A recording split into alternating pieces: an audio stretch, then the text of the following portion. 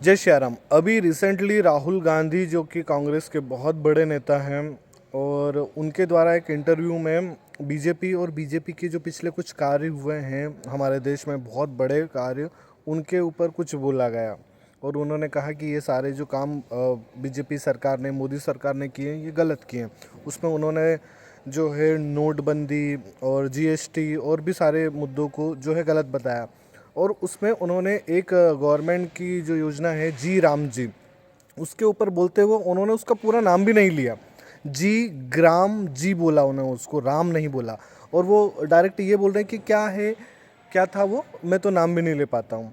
ये वही शख्स है जो राम का नाम लेने से कतरा रहे हैं। क्यों कतरा रहे हैं? क्या समस्या है राम का नाम लेने से? ये कौन से देश में पैदा हुए हैं? कहाँ की राजनीति कर रहे हैं? इस देश की, इस धरती की, जो प्रभु श्री राम की धरती है, भगवान राम की धरती है। हाँ, ये ठीक है, दूसरे पंथ से हैं, हमें पता है ये कौन से धर्म के हैं, और इनके पिता, इनके माँ, जो भी है, पता नहीं कौन से धर्म के हैं। हम उसकी जानकारी हम चाहते भी नहीं हैं, क्योंकि हमको पता है ये किसको मानने वाले हैं। लेकिन आप इस तरीके से इस देश में किसको बेवकूफ़ बना रहे हैं? आप राम का नाम नहीं जानते? चलो, नहीं जानते होंगे, लेकिन जानबूझ के अगर आप ऐसा बोल रहे हैं तो ये तो बहुत ही निंदनीय है। और ये उनके लिए नहीं है, उसकी तो राजनीति है। अब उसको मैं जी करके क्या बोलूँ जो प्रभु श्री राम को जी नहीं बोल रहा है? उनको तो हम जी नहीं बोल पाएंगे, चाहे उसके लिए मुझे आप गिल्टी फील समझे या मुझे गलत समझे। राहुल गांधी को जी कैसे बोलेगा कोई भी व्यक्ति जो प्रभु श्री राम को जी नहीं बोल रहा? उनका नाम लेने से कतरा रहे हैं। किस लिए? अपनी सीट बचाने के लिए, वोट पाने के लिए, वोट बैंकिंग के लिए ये सब करा जा रहा है कि हिंदुओं को हमेशा गलत बताओ। पिछली बार इन्होंने जब पिछले साल हमारे राम मंदिर का जब उद्घाटन हुआ, तब इसी राहुल गांधी ने एक बयान दिया, बोले कि वहाँ नाच गाना चल रहा है। इसी राहुल गांधी ने एक बार ये बयान दिया था कि सनातनी जो लोग होते हैं, हिंदू धर्म के जो लोग होते हैं, वो मंदिरों में जाते हैं और लड़कियों को छेड़ते हैं वहाँ पर। ऐसे ऐसे बयान दिए हैं इसने। और अगर फिर भी अगर हिंदू लोग आज भी अगर ऐसे नेता का सपोर्ट करते हैं और ये चाहते हैं कि राहुल गांधी जी आएंगे और हमारा भविष्य बदलेंगे, हमारे देश का भविष्य बदलेंगे, उनको प्रधानमंत्री हम बनाएं, तो साले चूतिए हो तुम लोग, बहुत बड़े गंवार हो तुम लोग। तुमको अकल ही नहीं है कि तुम एक ऐसे व्यक्ति से उम्मीद कर रहे हो जो तुम्हारे देवता को, तुम्हारे इष्ट को नहीं मानता, जो तुम्हारे ईश्वर को नहीं मानता। तुम्हारी पीढ़ियां बीत चुकी हैं अपने धर्म को बचाने के लिए। कितने साल राज किया है अलग अलग पंथ के, अलग अलग धर्म के लोगों ने इस देश पर, इस धरती पर, जहाँ पर सनातनी जन्मा है, हमारे आराध्य का जन्म हुआ है, अवतार हुआ है। उसके बाद आने वाली हमारी पीढ़ियाँ आई हैं इस धरती पर, इसी हिंदुस्तान में, इसी भारत में, इसी इंडिया में। और फिर कितने आक्रांता आए हैं और कितने साल उन्होंने यहाँ पर अत्याचार किया है। फिर भी हमारे पूर्वजों ने कठोर लड़ाई लड़ी है और अपने आप को और अपने धर्म को बचा के रखा है, आपकी काटने से बचा के रखा है। और आप क्या कर रहे हो? एक ऐसे नेता को अपनी पदवी पे बिठाना चाह रहे हो, प्रधानमंत्री के पद पे बिठाना चाह रहे हो, जो तुम्हारे भगवान का नाम नहीं लेना चाह। अभी ही रिसेंटली है, आप चाहे तो अभी जाकर सर्च कर लीजिए उसे, कि राहुल गांधी के अभी के भाषण में उन्होंने राम का नाम ही नहीं लिया, नाम तक नहीं लिया, सिर्फ इसलिए क्योंकि वो भगवान राम का नाम आ रहा है। वो राम की जगह ग्राम बोल रहा है जानबूझ के। इतना भी बेवकूफ़ व्यक्ति नहीं है राहुल गांधी जी, इतने भी बेवकूफ़ नहीं है। उनको राम का नाम आता है, लेकिन वो लेना नहीं चाहते। क्यों नहीं लेना चाहते? किसको खुश करना चाहते हैं? मतलब कितना समझाएगा कोई व्यक्ति तुमको? यार, तुम हिंदू हो, तुम सनातनी हो, बहुत अच्छी बात है। तुम अगर सनातनी नहीं भी हो, ठीक है, हमको कोई समस्या नहीं है, लेकिन किसी के आराध्य का अपमान करना ये तो गलत है ना। अगर यही राहुल गांधी में अगर दम है ना, तो किसी दूसरे धर्म के जो महान लोग हैं, जो भी लोग हैं पुराने, उनका अपमान करके बता दे इस तरीके से, तो हम समझेंगे कि हाँ, ये राहुल गांधी है जो धर्म की राजनीति नहीं करते। हर बार मोदी पे या बीजेपी पे ये ठिकरा फोड़ा जाता है जनता के द्वारा कि अरे ये तो धर्म की लड़ाई लड़ रहे हैं, अरे ये तो धर्म की, अरे तो धर्म की लड़ाई लड़ेंगे क्योंकि हमने उनको बनाया है। इसलिए जनता ने उनको इसीलिए नेता बनाया है ताकि वो धर्म की रक्षा कर पाएँ। अच्छा, वो नहीं कर पाए तो वो जागरूक तो कर सकें लोगों को कि आप अपने धर्म के लिए जागरूक रहिए। और हमारे लिए है ज़रूरी धर्म।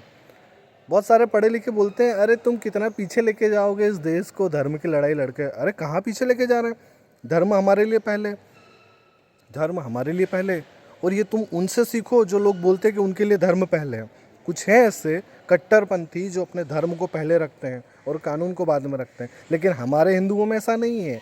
हम साले ऐसे छूतिए हैं, क्या बोलूँ, कुछ गलत वर्ड निकल रहे हैं, माफ़ी चाहता हूँ, पर हम ऐसा हैं कि हम ना धर्म को बहुत पीछे रखते हैं और राजनीति को आगे करते हैं। भैया, राजनीति जब तक ही सुरक्षित है जब तक आपके धर्म के लिए लड़ रही है, वरना मुंह छुपाना पड़ेगा कहीं जाके तुमको। बांग्लादेश की हालत देखिए आप कैसी हो रही है, वहाँ के वीडियो देख लीजिए आप फ़ोन में सर्च करके, आपको पता चलेगा। वहाँ पे अब हिंदू त्यौहार मनाने से भी मना कर दिया है। खुलेआम हिंदू व्यक्ति को जलाया गया है जिंदा चौराहे पर। कोई प्रतिक्रिया नहीं हुई है उस देश के कानून की तरफ से या दूसरे देशों की तरफ से कि आप ऐसा नहीं कर सकते या आपको नहीं करना चाहिए था। एक भीड़ आती है, जाहिलों की भीड़ आती है और सब कुछ ख़त्म करके चली जाती है। ना वो आपसे आपकी जाति पूछेगी, ना वो आपसे ये पूछेगा कि आप कौन से पंथ से हैं, ना वो आपसे आपका कल्चर पूछेंगे। उन्हें बस दिखेगा कि हाँ आप उनके सांप्रदाय के नहीं हैं, वो आपको आएंगे मार पीट के चले जाएंगे। और ये बांग्लादेश की बात तो बहुत दूर हो गई, हमारे इंडिया में बहुत सारी जगह ये सब चल रहा है।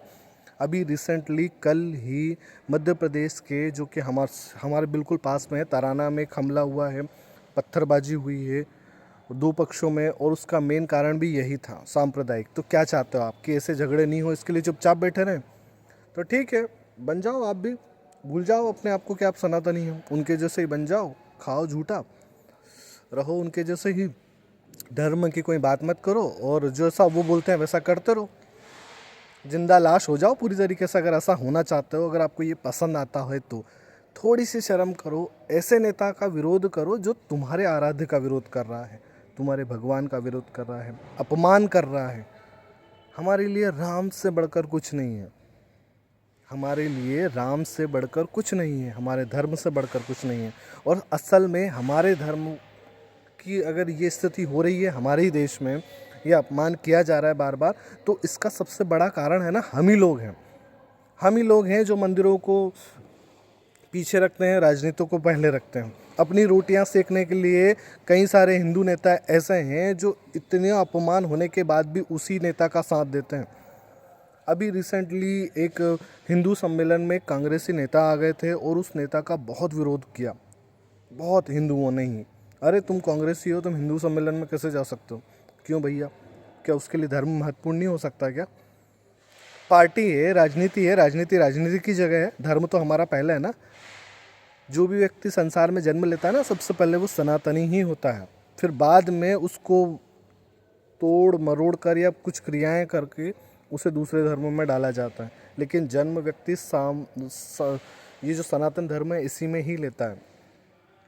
और ये है ना, ये पढ़ाई के चोचले मत दिखाओ तुम कि हम तो इस पे ध्यान नहीं देते या हमको क्या लेना देना इस चीज़ों से, राजनीति तो बहुत गंदी है, ये तो चीज़ ही ऐसी है। तो ये गंदी बनाई है हम लोगों ने, हम मतलब ही इतने हो गए, हमको अपने काम धंधे से ही फुर्सत नहीं है।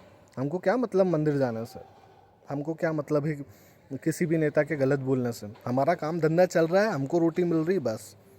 हमारे पड़ोसी के साथ कुछ भी हो जाए हमको क्या फ़र्क पड़ता है? हम कौन सा समाज सुधारने निकले हैं? हमारा काम ही नहीं समाज सुधारने का। हम कौन सा एकजुटता होने में निकले हैं? हमको कौन बचाने आएगा? हमको कौन बचाने आएगा? आप बताओ, इस सवाल का जवाब दो। जिस दिन एक जाहिलों की भीड़ आएगी आपके मोहल्ले में और सब मार कूट के जाएगी, तोड़ फोड़ करके जाएगी और आपके ऊपर प्रेशर डाल के जाएगी कि घर खाली करो और निकल जाओ यहाँ से, जो कि हुआ है जम्मू कश्मीर में और बंगाल में हो रहा है। पाकिस्तान पूरा खाली हो चुका है हिंदुओं से, 1% आबादी बची है वहाँ पे, जबकि पार्टीशन के पहले वो बहुत थी। बांग्लादेश में भी यही हाल है, भागते फिर रहे हैं। भागो, कहाँ जाओगे?